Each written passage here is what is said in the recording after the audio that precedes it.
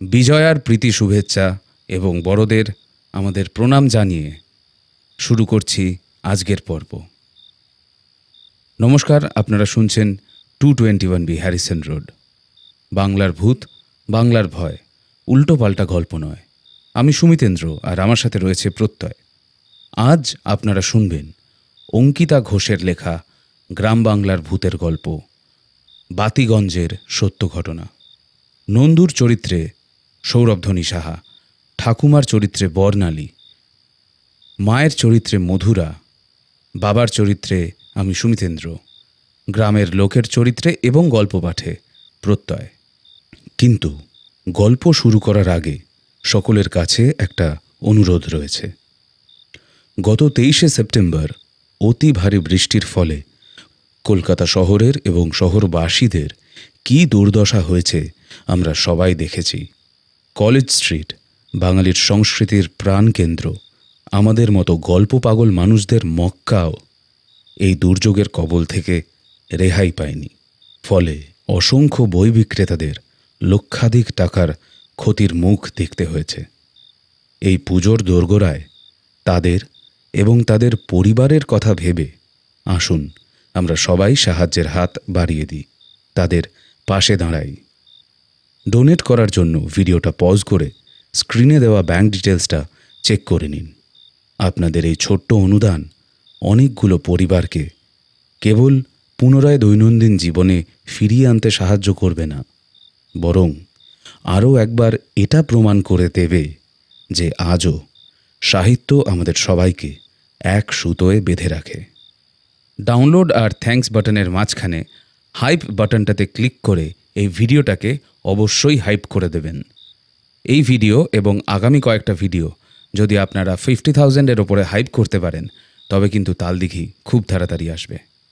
তাহলে আর দেরি না করে শুরু করছি আজকের গল্প অঙ্কিতা ঘোষের লেখা বাতিগঞ্জের সত্য ঘটনা।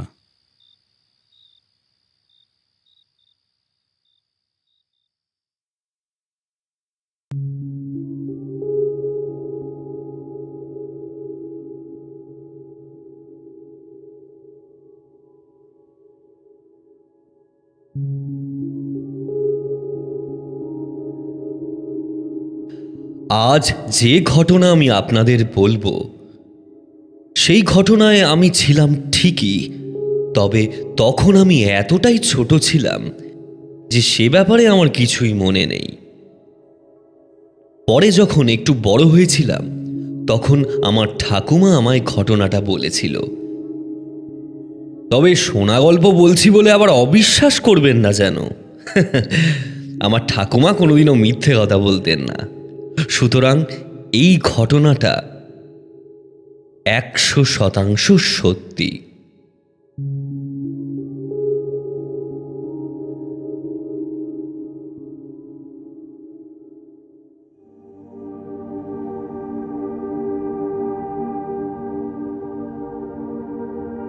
তখন আমার সবে সবে এই বাতিগঞ্জ গ্রামে এসেছিলাম। এখানে একটা বেশ বড় বাড়ি কিনে আমরা স্থায়ী ব্যবসাও শুরু করেছি। আমার তখন বছর 2 হবে, তাই মা সব সময় আমায় নিয়েই ব্যস্ত থাকত। বাবা রোজ সদরে যেত ব্যবসার কাজে। ফিরতে ফিরতে তার বেশ রাত হতো। অন্যদিকে আমার ঠাকুমা সারা দিন পুজো আর্চা করত।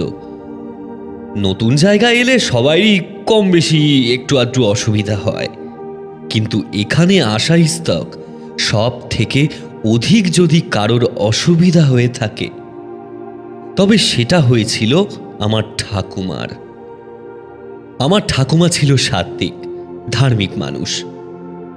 রোজ দুবেলা করে মন্দিরে গিয়ে ঠাকুরের আরাধনা করা ছিল তার রোজের নিয়ম। আমরা আগে যে গ্রামে থাকতাম, সেখান থেকে মন্দিরের পথ ছিল মাত্র 2 মিনিটের। হেঁটে হেঁটেই স্বচ্ছন্দেই চলে যাওয়া যেত। কিন্তু বাতিগঞ্জে একটাই বড় মন্দির রয়েছে, তাও আবার স্টেশনের কাছে। আমাদের বাড়ি থেকে স্টেশন প্রায় 6 কিলোমিটার দূরে। ঠাকুমা তো এসেই কান্না জুড়ে দিল। আমি আর কি করে মন্দিরে যাব খোকা? আমি যে রোজ ঠাকুর দর্শন না করলে মরে যাব বাচ্চা। এখান থেকে রোজ রোজ অতটা পথ যাওয়া সম্ভব নয় মা। মাঝপথে এবড়ো খেবড়ো রাস্তা রয়েছে, একটা ছোট্ট জঙ্গল রয়েছে। এই রাস্তা পার করে তবে তোমায় মন্দির যেতে হবে। মাঝপথে নরক পড়লেও কেউ আমায় আটকাতে পারবে না, এই বলে দিলুম। তুই ব্যবস্থা করবি তো কর, নাহলে আমি একাই হেঁটে হেঁটে যাব। এবারে মা বলল, মা যখন এত করে বলছেন তখন একটা কিছু ব্যবস্থা করোই না। এখনো তো শরীরটা আছে, তাই যেতে চাইছি। কোনোদিন শুয়ে পড়লি কি আর যেতে পারবো?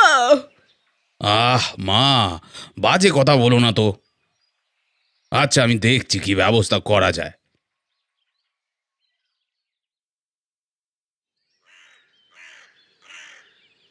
দিন দুয়েক পর বাবা ব্যবস্থা করল। সেদিন সকালবেলা একজনকে নিয়ে বাবা বাড়িতে এলো। মা তখন উঠোনে বসে উনুন ধরাচ্ছিল, আর ঠাকুমা রুদ্রাক্ষের মালা নিয়ে উদাস নয়নে আকাশের দিকে তাকিয়ে বসেছিল।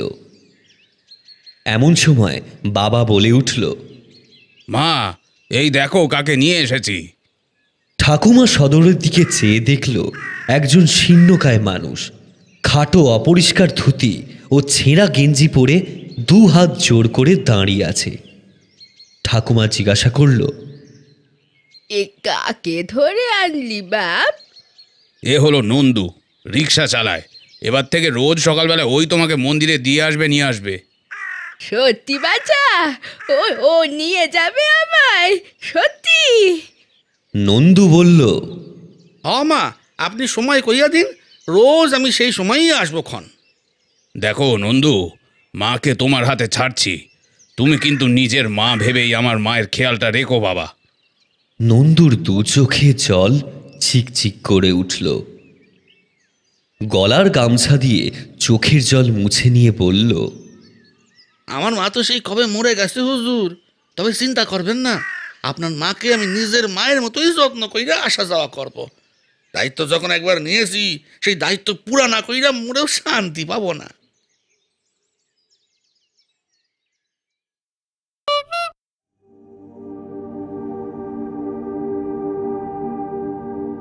এরপর থেকে শুরু হলো নন্দুর এই বাড়িতে রোজের যাতায়াত। রোজ দুবেলা সে রিকশায় ফেঁপু বাজিয়ে আমাদের দোরগোড়া এসে দাঁড়াতো। তারপর ঠাকুমা রিকশায় উঠে বসলে সে রিকশা নিয়ে মন্দিরে নিয়ে যেত। আবার সময় মতো মন্দির থেকে ঠাকুমাকে বাড়ি পৌঁছে দিত। প্রথম প্রথম মা বাবার ঠাকুমাকে নিয়ে চিন্তা হলেও নন্দু খুব তাড়াতাড়ি নিজের একটা শক্তপোক্ত জায়গা করে নিল সবার মনে। শীত, গ্রীষ্ম, বর্ষা কোনোদিনই নন্দুকে ছুটি নিতে দেখা যায়নি। ঝড়জল বৃষ্টিতেও সে ফেঁপু বাজিয়ে আসতো। ঠাকুমা তাকে বকে জোকে না পাঠালে সে ফিরে যেত না।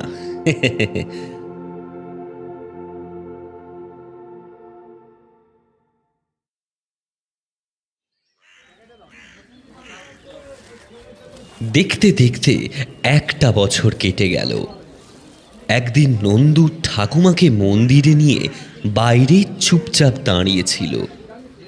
বেশ কিছুক্ষণ পর ঠাকুমা মন্দির থেকে বেরিয়ে এসে দেখল নন্দু রিকশার উপর বসে বসে কাঁদছে।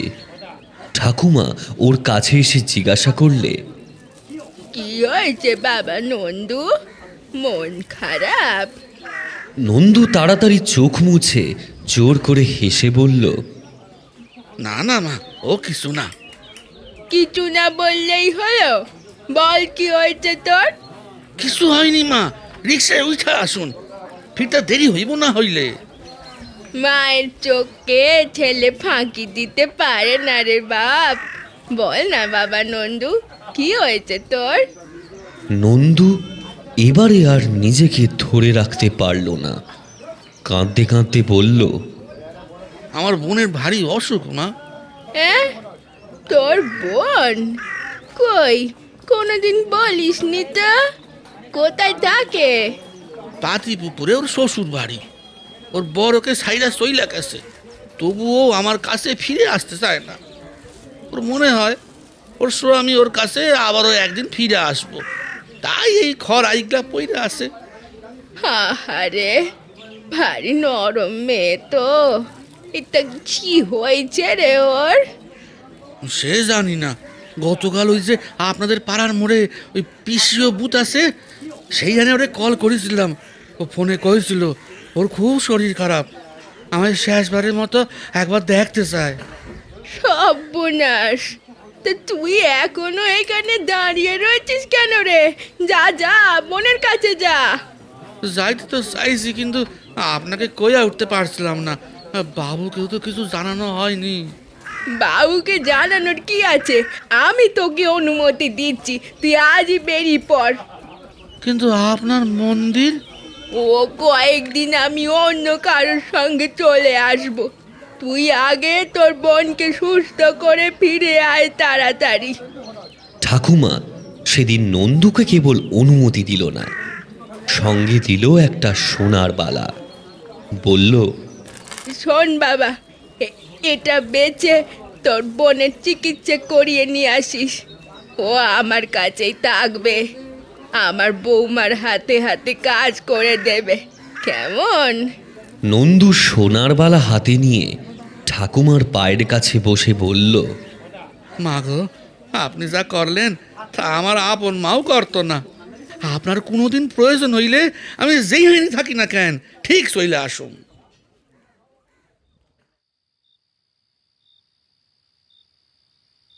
নন্দু নিজের বোনের বাড়ির উদ্দেশ্যে রওনা দিল। বাবা ফিরে এসে ঠাকুমার ওপর খুব রাগ করল। সব ঠিক আছে, কিন্তু সোনার বালাটা দিতে গেলে কেন? লোভ খুব বাজে জিনিস, জানো তো মা। ওই যে তোমার বালাটা পেয়ে গেছে তো, দেখবে ও আর জীবনে এমুখো হবে না। আমি তোমায় লিখে দিচ্ছি একেবারে। আমার মা বেশ একটু উত্তেজিত হয়ে বলল, হ্যাঁ মা, আপনার প্রয়োজন মনে হলে ওর হাতে কিছু টাকা ধরিয়ে দিতেন। এভাবে সোনার বালাটা দিয়ে দিলেন কেন? বাবা ওই বালা কত শখ করে আপনাকে গড়িয়ে দিয়েছিলেন। ঠাকুমা কাউকে কোনো উত্তর দিল না।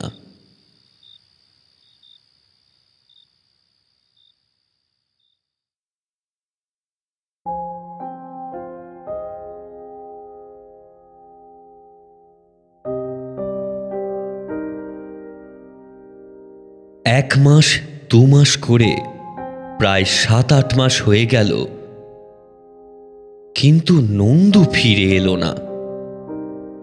রোজ ঠাকুমা অপেক্ষা করে বসে থাকতেন, এই বোধহয় ভিপু বাজিয়ে চলে এলো সে। কিন্তু নন্দুর কোনো পাত্তা নেই। দেখেছো তো, বলেছিলাম বালা নিয়ে নন্দু ঠিক কেটে পড়বে। হলো তো শান্তি? সত্যি মা, আপনাকে সহজ সরল পেয়ে কেমন বোকা বানিয়ে চলে গেল। আমার কি মনে হয় জানেন, ও নিশ্চয়ই ওর বোনের ব্যাপারটা আপনাকে মিথ্যে বলেছিল। হয় ওর বোন বলে কেউ নেই, আর না হয় ওর বোনও ওর মতো টকবাজ। তা নয় তো কি, খাঁটি সোনার বালা বিক্রি করলে কত লাভ করবে বুঝতে পারছো? আচ্ছা, ও তো মাকে বলেছিল ওর বোনের শ্বশুর বাড়ি পাতিপুকুরে। ওখানে গিয়ে একবার খোঁজ নিলে হয় না? বালাটা যদি উদ্ধার করা যেত। তোমারও মাথা খারাপ গিন্নি, ও মা কি সত্যি বলেছে নাকি? আরে ও যদি বলেও থাকে, এতদিনে কি আর ওরা ওখানে আছে? বালা টালা বেচে টাকা পয়সা ঝেড়ে এতদিনে দেখো গে ওখান থেকেও কেটে পড়েছে, ভেগেছে অন্য কোথাও। ঠাকুমা মুখ নিচু করে চুপ করে বসে রইল। এই সমস্ত কথার কোনো উত্তর ছিল না ঠাকুমার কাছে, আর কোনো উত্তর বোধহয় থাকেও না। রোজ দুবেলা চোখের জল ফেলত ঠাকুমা। বালা যাওয়ার দুঃখ তার ছিল না, দুঃখ ছিল ঠকে যাওয়ার। যাকে সন্তানের মতো ভালোবেসেছিল সে ঠকিয়ে চলে গেল। এই ব্যাপারটা সে মন থেকে মেনে নিতে পারল না। বাবা অন্য রিকশার ব্যবস্থা করে দিলেও ঠাকুমা আর আগের মতো উৎসাহ নিয়ে মন্দিরে যেত না। মাঝে মাঝে তো 7-8 দিন সে ঘর থেকেই বেরোতো না। বাবা মা তাকে জোর করে মন্দিরে পাঠালে তবে যেত। এইভাবে কেটে গেল আরো কিছুদিন।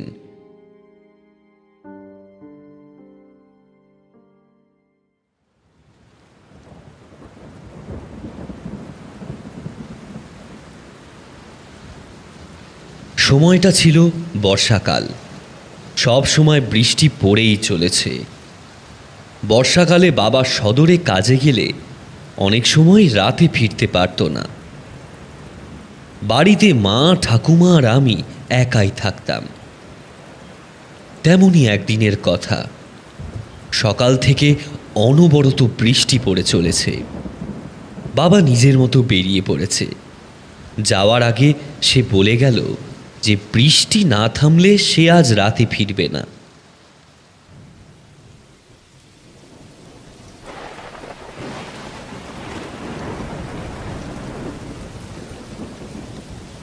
বিকেল থেকে মেঘের তীব্র গর্জনের সঙ্গে বৃষ্টিও বাড়ল, আর সঙ্গে দেখা দিল আমার ভীষণ পেটের ব্যথা। আমার তখন 3 বছর বয়স। স্পষ্ট কথা না বললেও পেটে যে অসম্ভব ব্যথা করছে অতটুকু বোঝাতে আমি পেরেছি। প্রথমে বাড়ির টোটকা ওষুধপত্র দিয়ে আমার ব্যথা কমানোর চেষ্টা করা হলো, কিন্তু কিছুতেই আমার যন্ত্রণা প্রশমিত হলো না। ব্যথার চোটে আমি গলা ফাটিয়ে কাঁদতে শুরু করলাম। আমার দেখা দেখি মা, ঠাকুমাও কাঁদতে শুরু করলো। প্রতিবেশীদের কাছে ঠাকুমা সাহায্য চাইতে গেল, কিন্তু এই বৃষ্টিতে কে আর কতই বা সাহায্য করতে পারে। একজন বলল, একজন বৈদ্য আছে ঠিকই, কিন্তু সে তো অনেক দূরে থাকে। এখন বেরোলেও সকালের আগে তো তাকে এখানে নিয়ে আসা যাবে না। আচ্ছা ঠিক আছে মাসিমা, আপনি বাড়ি যান, আমরা কয়েকজন মিলে বেরিয়ে পড়ছি। সকালের মধ্যেই আমরা যেখান থেকে পারি একটা বৈদ্য ধরে নিয়ে চলে আসবো। গ্রামের কিছু লোক চলে গেল বৈদ্য আনতে।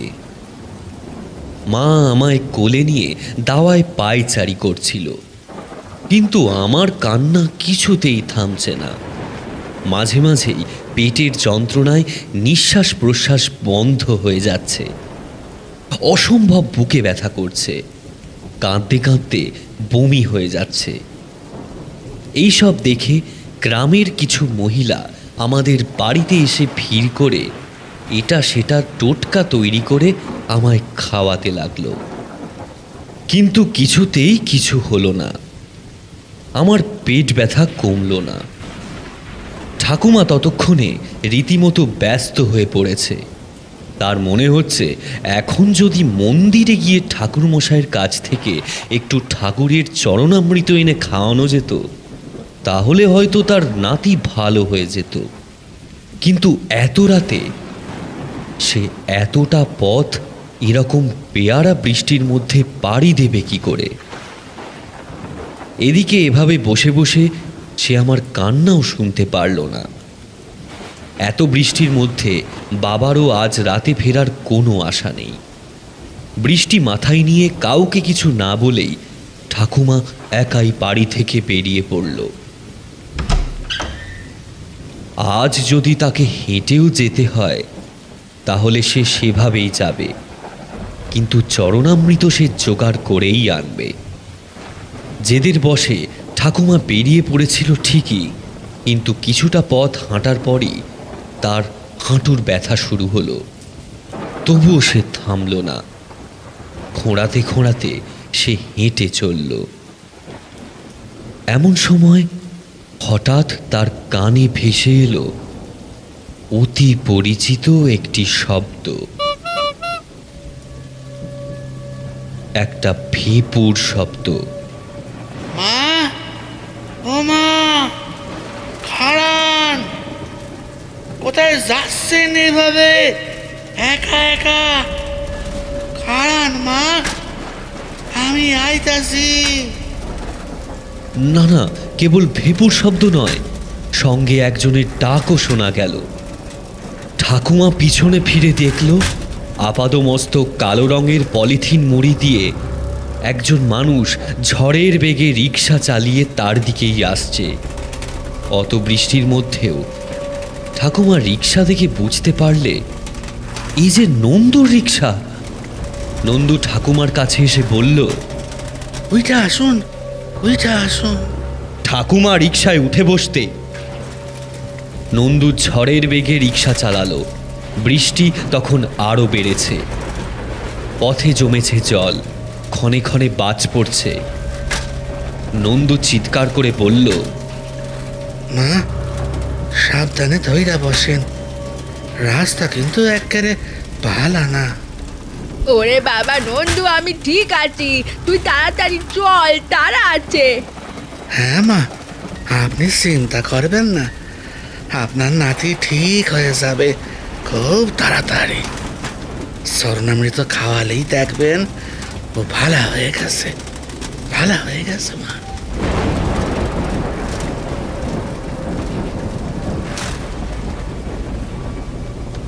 নন্দু তাড়াতাড়ি মন্দিরের সামনে নিয়ে গেল ঠাকুমাকে। কিন্তু মন্দির তো তখন বন্ধ। ঠাকুরমশাইয়ের বাড়ি মন্দিরের পিছনেই ছিল। ঠাকুমা ওই গভীর রাতে ঠাকুরমশাইয়ের বাড়িতে ছোটোখাটো একটা ঝড় বইয়ে দিল। ঠাকুরমশাই ওই রাত্রেবেলায় মন্দির খুলে ঠাকুমার হাতে চরণামৃত আর ফুল দিল। ঠাকুমা সেই সব কিছু নিয়ে আবার রিকশায় উঠে বসল। নন্দু ঝড়ের গতিতে রিকশা টানতে শুরু করল। কিছুক্ষণের মধ্যেই অতটা অন্ধকার পথ এই ঝড় জলের মধ্যে পেরিয়ে নন্দু ঠাকুমাকে আবার পৌঁছে দিল আমাদের বাড়ির সামনে। ঠাকুমার তখন সেদিকে কোনো ভ্রুক্ষেপ নেই। রিকশা থেকে নেমে সে দিকবিদিক জ্ঞান শূন্য হয়ে বাড়ির মধ্যে প্রবেশ করল। মা ঠাকুমাকে দেখে ব্যস্ত হয়ে বলল, কোথায় ছিলেন মা? দেখছেন বাড়িতে এত বড় বিপদ, তার মধ্যে আপনি হঠাৎ করে কোথায় চলে গিয়েছিলেন? আমি কোন দিক সামলাবো বলুন তো? ঠাকুমা ওসব কথার উত্তর না দিয়ে মায়ের হাতে ফুল আর চরণামৃতের ঘটি ধরিয়ে বলল, আমি স্টেশনের কাছে মন্দিরে গিয়েছিলাম। এখন বাজে কথা রেখে তুমি এই ফুল দাদুভাইয়ের পেটে বুলিয়ে দিয়ে মাথায় টেকাও দেখি, আর এই চরণামৃত জটপট খাইয়ে দাও ওকে। মা আর দেরি না করে ঠাকুমার কথা মতো কাজ করল। অদ্ভুত ব্যাপার হলো এই যে চরণামৃত খাওয়ার পর আমার শরীরটা একটু ভালো হলো, কান্নাও অনেক কমে গেল। ক্রমেই আমি ক্লান্ত হয়ে মায়ের কোলে ঘুমিয়ে পড়লাম। অবস্থা নিয়ন্ত্রণে এসেছে দেখে গ্রামের মহিলারাও যে যার বাড়ি চলে গেল। মা আমার মাথায় হাত বুলিয়ে ঠাকুমার উদ্দেশ্যে প্রশ্ন করল, আপনি এত রাতে মন্দিরে কি করে গেলেন মা? ঠাকুমা খাটের এক কোণে বসেছিল। প্রশ্নটা শুনে কিছুটা অন্যমনস্ক হয়ে বলল, ওই তো নন্দুর সাইকেল রিক্সায়। কি? কার রিক্সায়? নন্দু, দেখেছো কাণ্ড? নন্দুর কথা বলতেই ভুলে গেছি। বাড়িতে ঢুকে তো দাদুভাইকে নিয়েই ব্যস্ত হয়ে পড়লাম। দাঁড়াও বৌমা, আমি একটু বাইরে থেকে দেখে আসি ও আছে কিনা। মানে নন্দু ফিরে এসেছে? হ্যাঁ বৌমা, হ্যাঁ, দেখলে তো, ও চোর নয়, ও ঠগবাজও নয়। দরকারে কিনা রাধা মাধব ঠিক ওকে পাঠিয়ে দিলে না আমার কাছে, ও ঠিক ফিরে এসেছে।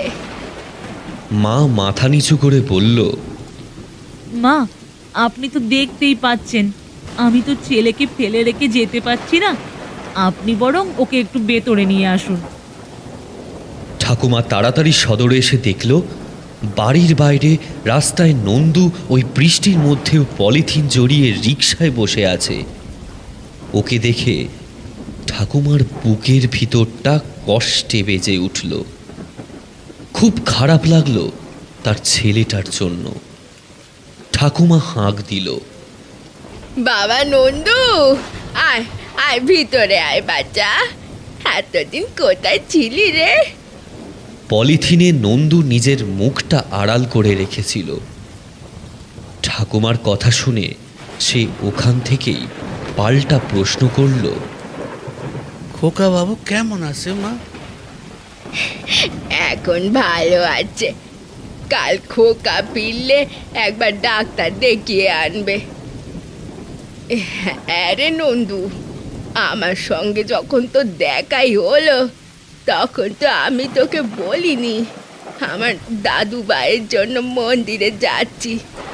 তাহলে তোকে কিছু না বলতে তুই কি করে আমায় মন্দিরে নিয়ে গেলি? আর জানলি বা কি করে যে দাদু ভাইয়ের শরীর খারাপ? সব কইতাছি। তার আগে আমার রিক্সার সিটে একটা জিনিস রাখা আছে, ওটা আপনি নিয়ে যান একটু। ঠাকুমার পাশেই মাটিতে রাখা ছাতাটা নিয়ে গিয়ে দেখল সিটে এক টুকরো সুতির কাপড়ে জড়িয়ে রাখা আছে একটা চকচকে সোনালি রঙের বালা। হ্যাঁ, এটা তার বালা। এই সোনার বালাই তো সে নন্দুকে দিয়েছিল। ঠাকুমা সোনার বালাটা হাতে নিতেই নন্দু বলল, এই বালা নিয়া আমি বোনের কাছে গিয়েছিলাম, কিন্তু এই বালা বেইসা বোনের চিকিৎসা করার আগেই বোনটা আমার মইরা গেল মা। বোনটা আমার মইরা গেল। হ্যাঁ, কি বলছিসটা কি? তোর বোন বেঁচে নেই? কি হয়েছিল রে ওর? কালা জ্বর হয়েছিল মা। বোনটা আমার সেই জ্বরেই মইরা গেল। বোনের সেরাদ্দ শান্তি সাইরা ভাবছিলাম ফিরে আসবো, কিন্তু তারপর হঠাৎই আমিও অসুস্থ হইয়া পড়লাম। আমার বোনের মতো আমারও ভীষণ জ্বর হইল।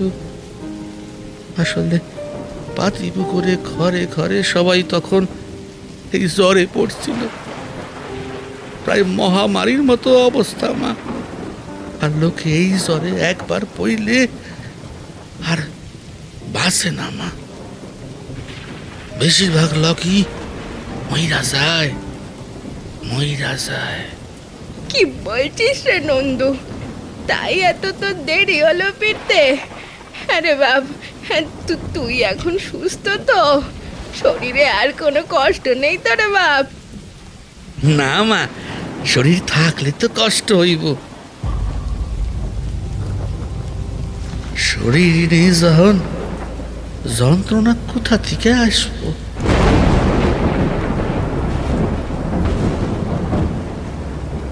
ঠাকুমা অবাক হয়ে বলল, কি কি কি কি সব বলছিস নন্দু? শরীর নেই মানে?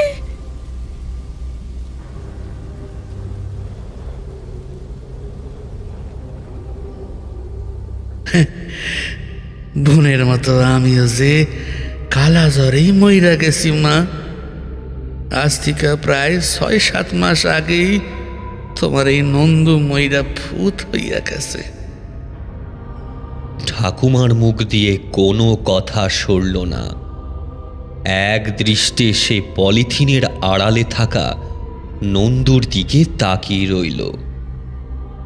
হৃৎপিণ্ডটা কেমন যেন কেঁপে উঠল ঠাকুমার। নন্দু ফ্যাস ফ্যাসে একটা গলায় এবার বলল, আজ আপনার কাছে আইলাম কতকটা বাধ্য হইয়া। বাবুকে একদিন কইয়াছিলাম আপনার যাতায়াতের দায়িত্ব যখন একবার লইছি, নিজের মা মনে কইরা সেই দায়িত্ব আমি পুরা পালন করুম। মনে আছে মা, যেদিন বোনের বাড়ি যাচ্ছিলাম সেদিন আপনারে কয়েছিলাম কোনোদিন আমার প্রয়োজন হইলেই আমি যে হাইনে থাকি না কেন ঠিক আপনার কাছে চলে আসুন।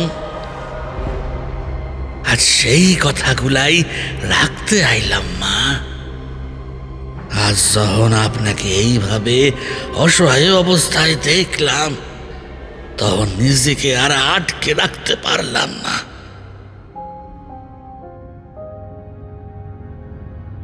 আপনার ভালোবাসায় যে কোনো খাত ছিল না মা, যে মা আমায় নিজের সন্তান মনে কইরা নিজের গায়ের গয়না খুইলা দিতে পারে, সেই মায়ের দুর্দশা কি আমি দেখতে পারি? তাই তো সইলা এলাম মা। এবারে আপনি ভিতরে যান, আমার কাম এইখানে শেষ হইল। এবারে আমায় যাইতে হইব, যাইতে হইব। ঠাকুমা নিজের ডান হাতটা বাড়িয়ে দিল নন্দুর কাঁধের দিকে। হাতটা নন্দুর গায়ে জড়ানো পলিথিনের উপর রাখতেই পলিথিনটা ঝুপ করে খসে মাটিতে পড়ে গেল। চোখের সামনে দেখল সাইকেল রিকশার সিটটা সম্পূর্ণ খালি। তবে কি পলিথিনের আড়ালে সত্যি কি নন্দুর ভূত? ঠাকুমার ভাবতে পারল না, বিড়বিড় করতে করতে জ্ঞান হারালো।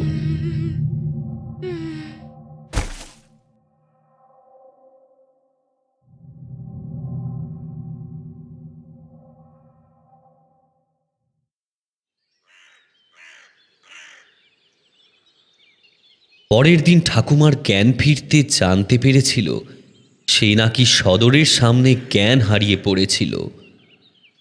তার আশেপাশে কাউকে দেখা যায়নি, না নন্দু, না নন্দুর সাইকেল রিকশা। কেবল সেই বালাটা ঠাকুমার আঁচলে বাঁধা ছিল। ঠাকুমা আমায় বলেছিল, জানিস দাদু ভাই, ওই দিন আমার সোনার বালাটা কিন্তু আমি আঁচলে বাঁধিনি। আমি নিশ্চিত আমার আঁচলে ওই বালাটা ওই দিন নন্দুই বেঁধে দিয়ে গিয়েছিল।